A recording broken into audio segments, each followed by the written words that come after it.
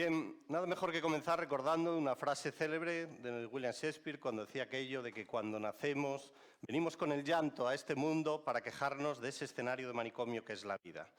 Lo que sucede es que vamos avanzando y vamos creciendo, aprendemos a hablar, a gatear, y de lo primero que nos surge ante las situaciones de la vida cuando somos niños es aquello de no es justo.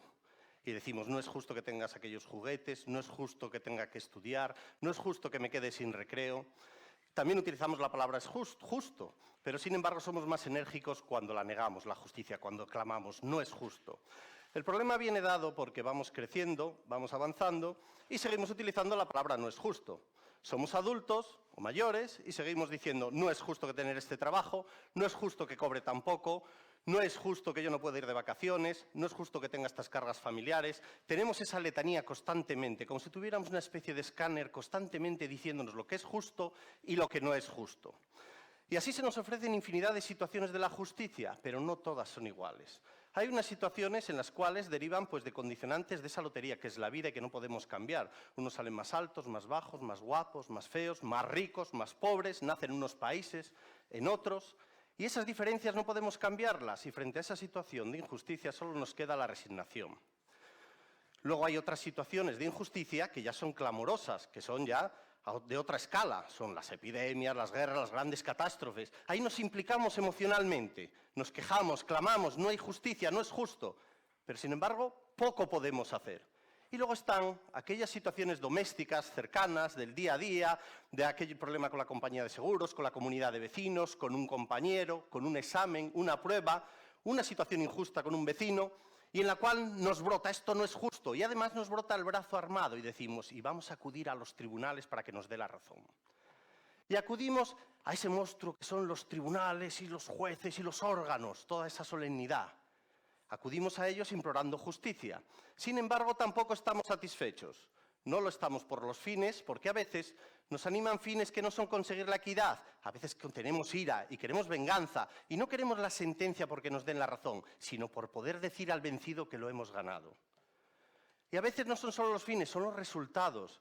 Llega la sentencia, da o quita la razón, y al que le quita la razón, evidentemente, no está conforme ni a gusto con la sentencia y va a decir no es justo. Los clásicos decían, no me parece justo lo que no me da gusto. Pero el vencedor tampoco, porque el vencedor dice, no es justo que para algo que tenía derecho haya tenido que contratar un abogado, incurrir en costes, energías, tiempo y zozobra. Pero además, el regalo de la justicia viene de la mano de una sentencia, un papel frío, hosco, que no añade nada y que encima deja insatisfecho. Porque las sentencias las escribimos los jueces muchas veces pensando en los letrados y no en el ciudadano. Por decir una anécdota, un ejemplo, en cierta ocasión, como magistrado, puse una sentencia en relación con una franja de terreno en el cual una familia de un pueblo asturiano decía que era suyo y los restantes vecinos y el ayuntamiento decían que era público. Tras practicar las pruebas y visitarlo, pues zanjé la cuestión diciendo que, a mi juicio, entendía que el camino era público. Y un buen día acudió a mi despacho y me dijeron que quiere verle aquí el vecino, el perdedor, el derrotado, hombre fornido, por otra parte, lo cual despertó cierta inquietud. Cuando acudió al despacho y le vi, me dijo, usted no acertó. Automáticamente empecé a decirle, bueno, mire, el sistema no es infalible, la justicia. Y dice, no acertó, pero quiero decirle que le leí la sentencia de ese terreno que venía desde mis ancestros, y no acertó porque era nuestro. Se la leí a mi madre, que tiene 92 años, y entendió las razones de la justicia, las razones que usted como juez ponía en la sentencia, y me dijo, este juez me ha convencido, aunque era mío el terreno. La moraleja que se queda ahí, y que no me canso de repetirla a mis compañeros, es que más importante que vencer es convencer. Más importante es persuadir. Y a alguien le pueden derrotar, pero al menos comprender las razones de esa derrota. Eso es muy importante. El problema es que en la justicia hay dos falsos amigos, dos intermediarios que no permiten que los procedimientos nos desemboquen en esa gran palabra, que es ser justo. Uno de ellos son las leyes. Las leyes a todos nos parecen justas porque son generales. Una ley tributaria, un código de circulación nos parece muy justo, pero cuando somos víctimas y tenemos que pagar impuestos o nos ponen una multa, ya no nos parece tan justo. Además, los procedimientos son garantías, formas, trámites y plazos, para garantizar la igualdad de las partes en un procedimiento judicial. Y, sin embargo, se da la paradoja de que quien juega bien con esos procedimientos y esas formas, a veces, quien no es justo y no tiene la razón de su parte, gana el pleito. Y, paradójicamente, quien tenía la razón por triquiñuelas procesales, lo pierde. Frente a esta amalgama de procedimientos y trámites, brota lógicamente el corazón. Esto no es justo, o es justo, porque el sentimiento de justicia es muy emocional, nos sale de dentro, es una voz interior. Los neurólogos incluso dicen que cuando decimos esto es justo o no es justo, lo decimos tan impulsivamente que posteriormente reconstruimos y buscamos las razones que avalan nuestro criterio de justicia o injusticia. Sin embargo, cuando decimos que algo es justo o injusto, hacemos trampas. Y digo hacemos trampas porque la justicia se representa, como saben, la alegoría de la justicia, con una diosa con los ojos vendados, una balanza y la espada para salvaguardar lo juzgado. Pero cuando juzgamos, nosotros levantamos la venda de los ojos y miramos nuestros propios intereses, querámoslo o no, y hacemos trampa y movemos la balanza. Por eso el juicio de algo justo o injusto siempre es subjetivo, consciente o inconscientemente. Con ello no pretendo santificar tampoco a los jueces, porque los jueces también muchas veces cuando le vienen las alegaciones y las pruebas, toman una decisión y luego reconstruyen los fundamentos de la decisión. Es decir, es como si primero se forja la idea, tiran la flecha y donde cae dibujan la diana, la construyen después. Porque todo el tema de la justicia, insisto, es básicamente emocional.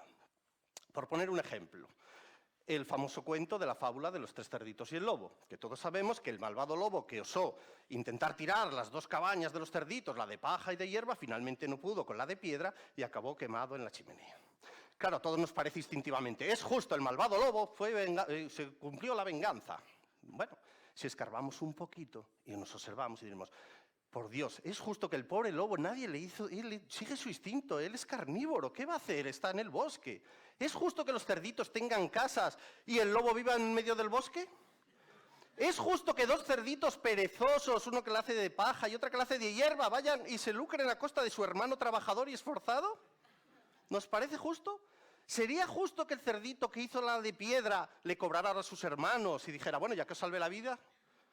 ¿Es justo que a un lobo que intentó cumplir con el instinto no solo es castigado, sino además le achicharran? Fijaros, le achicharran en la chimenea. ¿Es justo que además para mayor escarnio no solo la achicharran, sino que tocan el violín festivos y alegres? No puede ser. ¿Y nos parecería justo que apareciera un cazador allí y disparase al lobo? No, hombre, hay que protegerlos ecológicamente. Mejor sería que se comiese a los cerditos. No, tampoco. ¿O acaso es justo que los cerditos construyan en terreno ecológico, sin licencia, sin pagar impuestos? Esto lo digo para evidenciar las diferentes posturas de la justicia.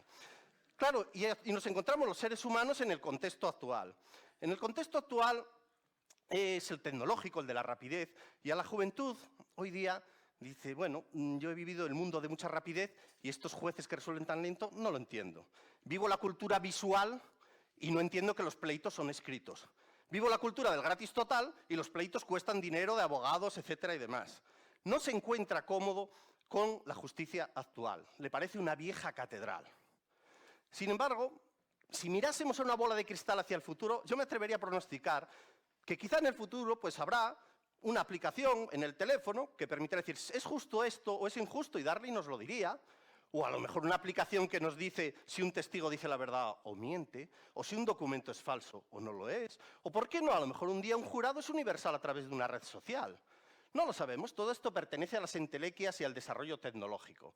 Pero por encima de eso, antes o después, se llega a donde se llegue en esta concepción de la justicia, de lo que estoy seguro es que quedarán aquellas frases de lo que es justo que nos legó Ulpiano, el jurista del siglo III. Y nos dijo aquella frase mágica, dijo, ser justo no es otra cosa que vivir honestamente, no hacer daño a nadie y dar a cada uno lo suyo. 3 cosas. Claro, es difícil saber qué es vivir honestamente, qué es lo suyo y qué es no hacer daño. Ahí empiezan los matices. Pero básicamente lo expresa maravillosamente. Y luego, si cogemos el denominador común a todas las constituciones de países democráticos avanzados, encontramos también unas claves de un sistema justo, cuando nos dice, mira, por lo menos que si hay un litigio, que te escuche un tribunal independiente y que aplique unas normas generales aplicadas democráticamente. Pero, sin embargo, ¿qué sucede? Sucede que hay intermediarios, como decía, hay abogados, hay su jerga procesal y a veces el resultado no agrada. Por comentar otro ejemplo de mi experiencia, en cierta ocasión tuve que afrontar un caso en el cual hay un divorcio entre leyes y justicia. ¿Me explico? Pues era un señor que elaboraba un queso delicioso en Cabrales, en las montañas próximas a Covadonga. Llevaba 30 años haciendo un queso además muy festejado en ferias y mercados, sabrosísimo, delicioso, los viandantes, los caminantes, todo el mundo lo degustaba sabrosamente. Y llegaron las leyes y dijeron, bueno, protección del consumidor. Este producto tiene que atravesar por una serie de controles sanitarios. Segundo, está usted utilizando un monte público. Este monte público, evidentemente, no puede utilizarlo. El buen hombre recurrió y pese a que nadie necesitaba utilizar esa cueva del monte público y pese a que nadie había tenido intoxicación ni quejas de ese buen queso, lo cierto tuve que poner una sentencia prohibiendo que desarrollase su actividad. Y la sentencia, señores, era justa, porque se ajustaba a la ley. A lo mejor era la ley la que era injusta, porque los jueces están para aplicar las leyes e interpretarlas, pero no para romperlas.